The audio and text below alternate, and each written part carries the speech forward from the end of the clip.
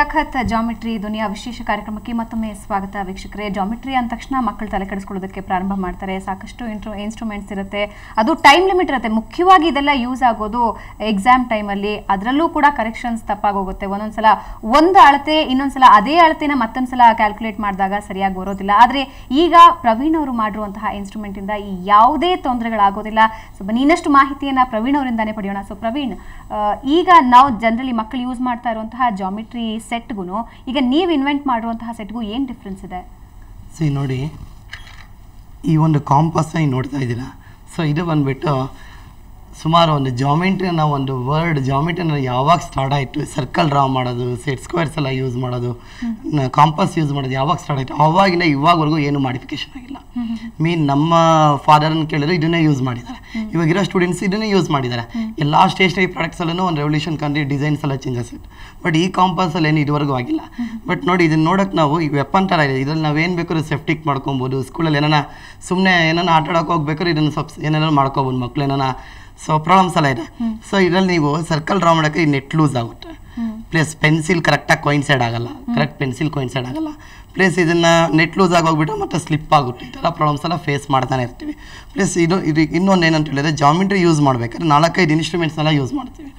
So ಇದರಿಂದ ಇಷ್ಟೊಂದು problem ನನ್ನ ಗಮನಕ್ಕೆ ಬಂತು. ಸೊ ನನ್ನ ಗಮನಕ್ಕೆ ಬಂದಾದ್ಮೇಲೆ ಇವಾಗ ನಾನೇನು ಮಾಡಿದೆ, ಹೊಸದಾಗಿ ಒಂದು ಡಿಸೈನ್ ಮಾಡಬೇಕು ಅಂತಲೇ ಸೊ ಈ ಒಂದು ಇನ್ಸ್ಟ್ರೂಮೆಂಟ್ಸ್ ನಾನು ಕಂಡಿಡಿದೆ. ಸೊ ಇದರಲ್ಲಿ ನೋಡಿ, ಇದು ಜಸ್ಟ್ ಇದು ವೆಯ್ಟ್ ಬಂದ್ಬಿಟ್ಟು 30 ಗ್ರಾಮ್ಸ್ ಇದೆ. ಈ ವೆಯ್ಟ್ ಬಂದ್ಬಿಟ್ಟು ಜಸ್ಟ್ 17 ಗ್ರಾಮ್ಸ್, 15 to 17 ಗ್ರಾಮ್ಸ್ ಇದೆ. ಇದು ಮಾಡೋ ಫಂಕ್ಷನ್ ಬಂದ್ಬಿಟ್ಟು ಏನು, ಜಸ್ಟ್ ಇದಕ್ಕೆ ಇನ್ನು 2-3 ಇನ್ಸ್ಟ್ರೂಮೆಂಟ್ಸ್ ಹಾಕಿದ್ರೆ ಒಂದು ಫಂಕ್ಷನ್ ಮಾಡುತ್ತೆ.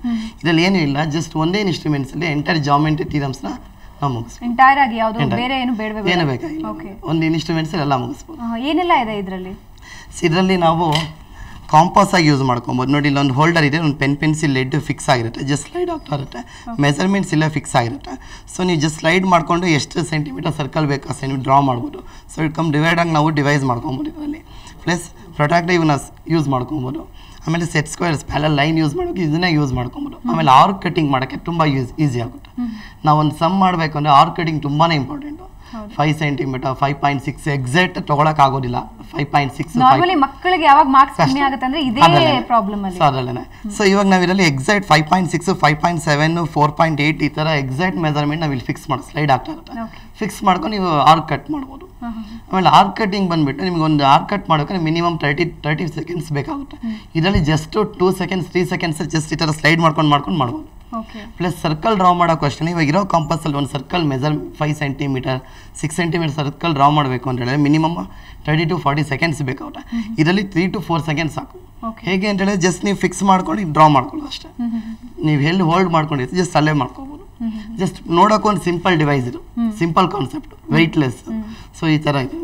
ಅಂದ್ರೆ ಇದ್ರಲ್ಲಿ ಅಷ್ಟೆಲ್ಲ ಅಡಗಿದೆ ಅಂತ ಗೊತ್ತಾಗೋದೇ ಇಲ್ಲ. ಏನ್ ಹೇಳ್ತೀರಾ ಪ್ರದೀಪ್ ಅವರೇ? ಅನ್ಸ್ತಿತ್ತಾ ಇದನ್ನ ಸಡನ್ ಆಗಿ ನೋಡಿದ್ರೆ ನಾರ್ಮಲ್ ಸ್ಕೇಲ್ ತರನೇ ಅನ್ಸುತ್ತೆ, ಬಟ್ ಅಷ್ಟೆಲ್ಲ ಇದೆ ಅಂತ ಅನ್ಸೋದಿಲ್ಲ. ಸೊ ಇದು ಮಕ್ಕಳಿಗೆ ಯಾವ ರೀತಿ ಯೂಸ್ ಆಗುತ್ತೆ ಅಂತಾರೆ? ನಾರ್ಮಲಿ ನೀವು ನೋಡಿದಾಗ ಜಾಮೆಟ್ರಿ ಮಾಡುವಾಗ ಮಕ್ಕಳು ಏನೆಲ್ಲ ಫೇಸ್ ಮಾಡ್ತಾರೆ? ಹೌದು, ಕರೆಕ್ಟ್. ನಿನ್ನೆ ಇವರು ಪ್ರವೀಣ್ ಅವರು ಬಂದು ನಮ್ಮಲ್ಲಿ ಪ್ರೆಸೆಂಟೇಷನ್ ಕೊಟ್ಟಾಗ ನಮಗೂ ಕೂಡ ಆಶ್ಚರ್ಯ ಆಯಿತು.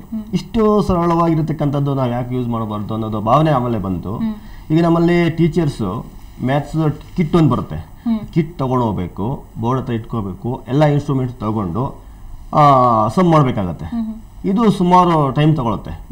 ಆಮೇಲೆ ಅದೇ ರೀತಿಯಾಗಿ ಮಕ್ಕಳು ಕೂಡ ಅದು ಮಾಡಬೇಕಾಗತ್ತೆ, ಅಷ್ಟೇ ಸಮಯ ಬೇಕು. ಸೊ ಹಾಗಾಗಿ ಇದನ್ನ ನಾನೇ ಇವರು ನೋಡ್ತಕ್ಕಂಥ ನಾವು ನೋಡಿದಾಗ ನಮಗೆ ಭಾಳ ಸರಳ ಅನಿಸ್ತು. ಇದ್ರ ಬಗ್ಗೆ ನಾನು ಟೀಚರ್ಸ್ ಬಗ್ಗೆನೂ ಕೂಡ ನಾನು ಡಿಸ್ಕಸ್ ಮಾಡಿದೆ, ಆಮೇಲೆ ಮಕ್ಕಳ ಬಗ್ಗೆ ಕೂಡ ನಾನು ಡಿಸ್ಕಸ್ ಮಾಡಿದೆ ಹೇಗೆ ಅನಿಸುತ್ತೆ ಅಂತ. ಅವ್ರ ಅಭಿಪ್ರಾಯನೂ ಕೂಡ ಭಾಳ ಚೆನ್ನಾಗಿ ಈಸಿ ಅಂತ ಅನಿಸ್ತು. ಸೊ ಇದರಿಂದ ನಾವು ಇದನ್ನ ಯೂಸ್ ಮಾಡ್ಬೋದು ಅಂತ ನನ್ನ ಅಭಿಪ್ರಾಯ. ಇನ್ಮೇಲೆ ನಾವು ಯೂಸ್ ಮಾಡಬೇಕು, ಯಾಕಂದ್ರೆ ನಮಗೆ ಮುಖ್ಯವಾಗಿ ಮಕ್ಕಳಿಗೆ ಪರ್ಸೆಂಟೇಜ್ ಬರಬೇಕು, ಅವ್ರಿಗೆ ಈಸಿ ಆಗಬೇಕು, ಅದು ನಮ್ಗೆ ಮುಖ್ಯ. ನಾವು ಎಕ್ಸಾಮ್ ದೃಷ್ಟಿ ಇಟ್ಕೊಂಡು ಹೊಸ ಮೆಥಡ್ಗಳನ್ನ ಯಾವ ರೀತಿ ಯಾವ್ದಾದ್ರು ಬಂದರೂ ಕೂಡ ನಮ್ಗೆ ಅನುಕೂಲನೇ, ಬಟ್ ಮಕ್ಳಿಗೆ ಅನುಕೂಲ ಆಗಬೇಕು. ಆ ರೀತಿಯಾಗಿ ನನಗನ್ಸಿದ್ದು ಇದು ಪ್ರಾಕ್ಟಿಕಲ್ ಆಗಿ ಈಗ ಇದು ನೋಡ್ತಾ ಇದ್ದೀವಿ. ಮೊದಲು ಮಾಮೂಲಿ ಮ್ಯಾಗ್ಝಿನ್ಸ್ ಎಲ್ಲ ನೋಡ್ತಾ ಇದ್ದೀವಿ, ಎಲ್ಲ ಮ್ಯಾಗ್ಝಿನ್ಸ್ ಡಿಫ್ರೆಂಟ್ ಆಗಿ ಬಂದಿದೆ, ಅದು ಅನುಕೂಲ ಆಗ್ತಾ ಇದೆ. ಸೊ ಈಗ ಪ್ರಾಕ್ಟಿಕಲ್ ಆಗಿ ಬಂದಿರೋದು ಇದು ಈಗ ಹೊಸದಾಗಿ. ಇದರಿಂದ ಮ್ಯಾಥಮೆಟಿಕ್ಸ್ಗೆ ಅನುಕೂಲ ಆಗ್ಬೋದು ಅಂತ ನನಗೆ ಅನಿಸುತ್ತೆ. ಏನನ್ಸುತ್ತೆ ರೋಹನ್? ಅಂದ್ರೆ ಫಸ್ಟ್ ಟೈಮ್ ಈ ರೀತಿ ಒಂದು ಇನ್ಸ್ಟ್ರೂಮೆಂಟ್ ಬಂದು ಪ್ರವೀಣ್ ಅವ್ರು ಕೊಟ್ಟು ಟ್ರೈ ಮಾಡಿ ಅಂದಾಗ ಏನ್ ಅನಿಸ್ತಾ ಇತ್ತು? ಸಡನ್ ಆಗಿ ನೋಡಿದಾಗ ಏನ್ ಅನಿಸ್ತಾ ಇತ್ತು? ಆಗುತ್ತೆ ಅಂತ ಅನಿಸ್ತಿತ್ತಾ? ಇಷ್ಟೆಲ್ಲ ಮಾಡಬಹುದು ಅದರಲ್ಲಿ, ಸಡನ್ ಆಗಿ ಇಷ್ಟು ಫಾಸ್ಟ್ ಆಗೆಲ್ಲ ಆಗ್ಬಿಡುತ್ತೆ ಅಂತ ಅನಿಸ್ತಿತ್ತಾ? ಇಲ್ಲ, ಅದನ್ನ ನೋಡಿದ್ರೆ ಜಸ್ಟ್ ಒಂದು ಸ್ಮಾಲ್ ಸ್ಕೇಲ್ ಥರ ಇದೆ, ನಾವೇನು ಸುಮ್ಮನೆ ಲೈನ್ ಹಾಕೋದು ಅಂದ್ಕೊಂಡಿದ್ವಿ, ಬಟ್ ಅದು ಯೂಸ್ ಮಾಡಿದಾಗ ಗೊತ್ತಾಗುತ್ತೆ ಅದು ಎಷ್ಟು ಎಫೆಕ್ಟಿವ್ ಅಂತ. ಎಫೆಕ್ಟಿವ್ ಆಯಿತು ನಿಮಗೆ? ನೀವೇನಂತೀರಾ ಪ್ರತಿಭಾ? ಅದು ಜಸ್ಟ್ ಅಂದರೆ ಸ್ಕೇಲ್ ಥರ ಕಾಣಿಸುತ್ತೆ. ಅದ್ರಲ್ಲಿ ಹೇಳ್ಬೇಕಂದ್ರೆ ಆ ಲಾಸ್ಟ್ ಕಾಂಪೋಸಲ್ಲಿ ವೆಪನ್ ಥರ ಎಲ್ಲ ಇದೆ. ಅದು ಅಟ್ಲೀಸ್ಟ್ ನಾವಾದರೆ ನಮ್ಗೆ ಹೆಂಗೆ ಯೂಸ್ ಮಾಡಬೇಕು ಅಂತ ಗೊತ್ತಿರುತ್ತೆ. ಆದರೆ 5th ಸ್ಟ್ಯಾಂಡರ್ಡ್ಗೆ ಜಾಮಿಟ್ರಿ ಎಲ್ಲ ಸ್ಟಾರ್ಟ್ ಆಗುತ್ತೆ.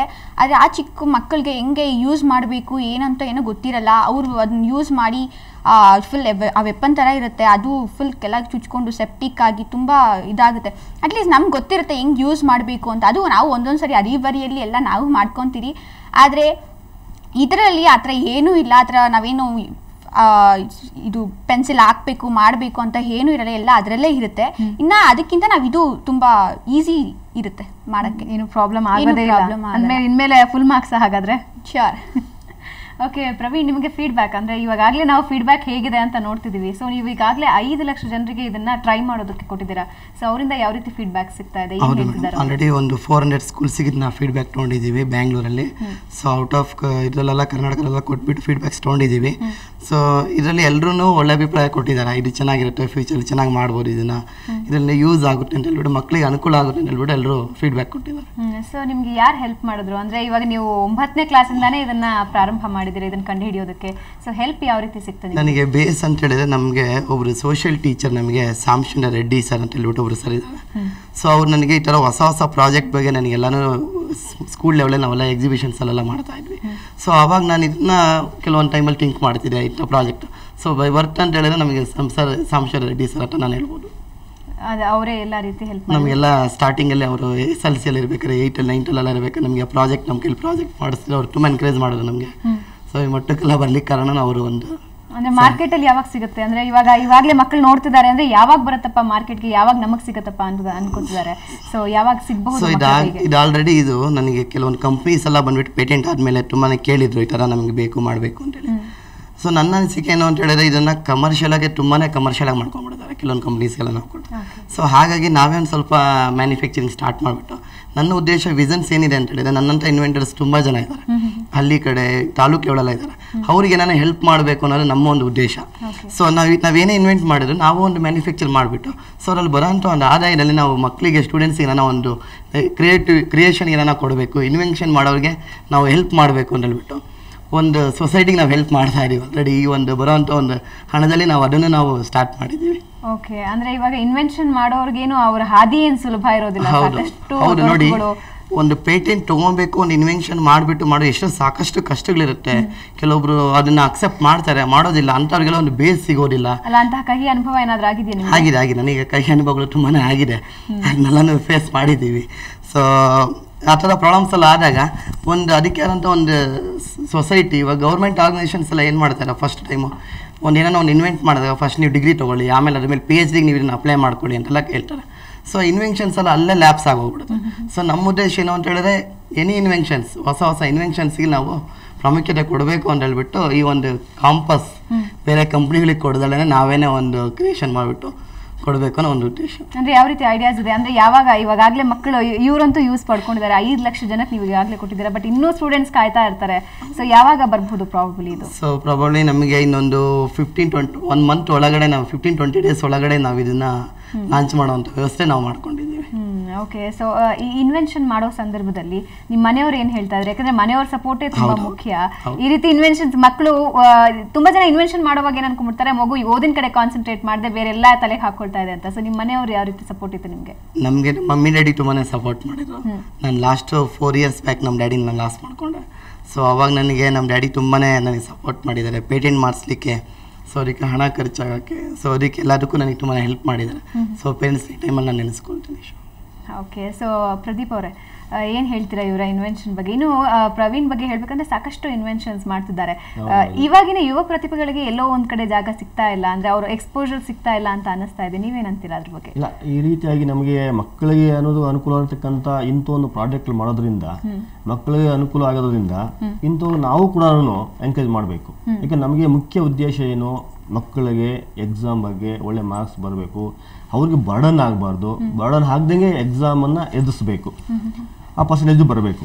ಅದಕ್ಕೆ ತಕ್ಕಂಥ ಏನೇ ಆಗಲಿ ಹೊಸ ಇಂಟ್ರೊಡ್ಯೂಸ್ ಮಾಡೋದಕ್ಕೆ ನಾವು ರೆಡಿ ಆಗಿರ್ತೀವಿ, ನಾವು ಕಾಯ್ತಾ ಇರ್ತೀವಿ. ಯಾವುದೋ ಒಂದು ಮ್ಯಾಗ್ಝಿನ್ ಬರಲಿ, ಆ ಮ್ಯಾಗ್ಝಿನ್ ಬಂದಾಗ ನಾವು ನೋಡ್ತೀವಿ ಅದು ಯೂಸ್ಫುಲ್ ಆಗುತ್ತೋ ಅದು ಯಾವ ರೀತಿ ಇದೆ ಅಂತ 4-5 ಬಂದರೂ ಕೂಡ 4-5 ನಾವು ತೊಗೊಳ್ಳೋದಲ್ಲ, ಅದ್ರಲ್ಲಿ ಯಾವುದೋ ಒಂದು ಚೆನ್ನಾಗಿರೋದನ್ನು ನಾವು ಆರಿಸ್ಕೊತೀವಿ. ಅದೇ ರೀತಿಯಾಗಿ ಈ ಪ್ರಾಕ್ಟಿಕಲ್ಲಾಗಿ ಬಂದಿರೋದ್ರಿಂದ ಅನುಕೂಲ ಆದರೆ ನಾವು ನಿಜವಾಗ್ಲೂ ಇಂಥವ್ರಿಗೆ ನಾವು ಎಂಕರೇಜ್ ಮಾಡಬೇಕು, ನಮಗೂ ಕೂಡ ಅವರಿಂದ ಹೆಲ್ಪ್ಫುಲ್ ಆಗುತ್ತೆ.